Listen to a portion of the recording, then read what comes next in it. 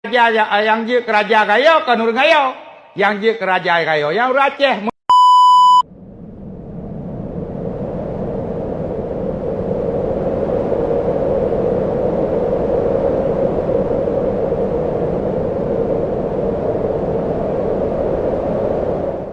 Sebenarnya ini gelar ini kesemuanya itu artinya raja, penguasa dia.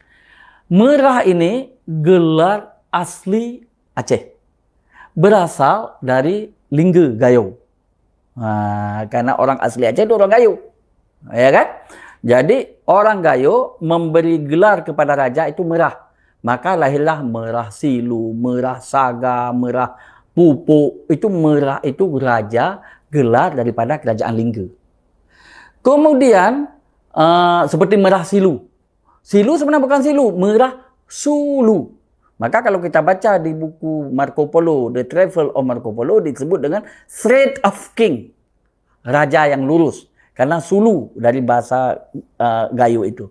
Kemudian dikenal juga misalnya diterjemah dalam bahasa Arab menjadi Malikus Saleh.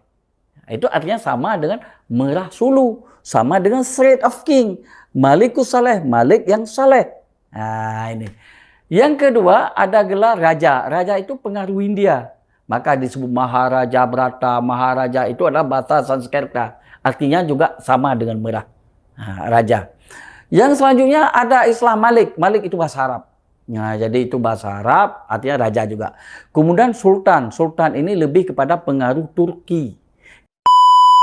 Gayo Ri bahasa Aceh artinya adalah tua. Seperti Uri. Kelapa tua. Gayo Ri Timfi Ule artinya orang Gayo itu orang tua. Orang lama, penduduk asli. Nah, Timfi karena terlalu banyak beban. Makanya dibalas oleh orang Gayo terhadap orang Aceh yang ada dalam anak-anak waktu main-main sekolah itu disebut Aceh Tengkang. Habis perang tinggal rangkang. Nah, ini Aceh Tengkang habis perang tinggal rangkang. Itu sama anak-anak sampai hari ini masih menjadi olok-olok. Padahal itu bukan bahasa olok-olok. Dulunya kenapa disebut Aceh Tengkang bagi oleh orang Gayo terhadap orang Aceh? Karena di Aceh itu sudah Aceh ini hengkang. Aceh hengkang. Hengkang karena di daerah pesisir sudah ditakluki oleh Belanda. Semua pejuang-pejuang itu mengungsi ke pedalaman ke Gayo. Termasuk Cut Nyadin, Cut Mutia, Sultan Muhammad Daud, itu semua mengungsi di sana. Maka disebut Aceh Hengkang. Habis perang, sudah selesai perang, tinggal rangkang. Orangnya sudah mengungsi ke sana. Nah, ini sebenarnya artinya adalah Suke 300. Itu orang Gayo asli.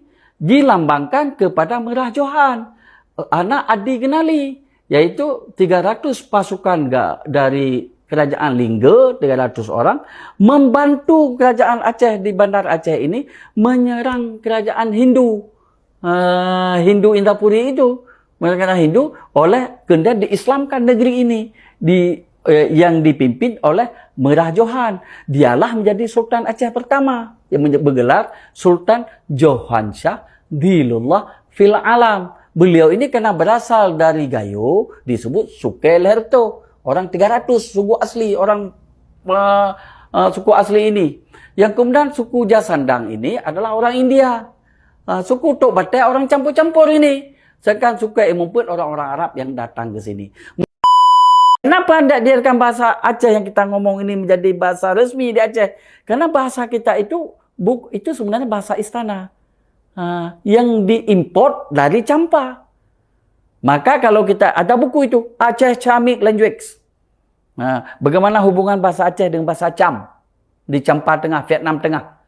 Nah, itu karena Vietnam pada itu telah ditakluki oleh Cina, penduduk Campa banyak menjadi pengungsi ke kerajaan Aceh dengan membawa bahasanya, bahasa pesisir kita ngomong sekarang. Sampai di sini bercampur bahasa Campa dengan bahasa lokal, itu bahasa Gayo. Maka bercampur bahasanya antara bahasa pendatang dengan bahasa lokal yang ada di sini.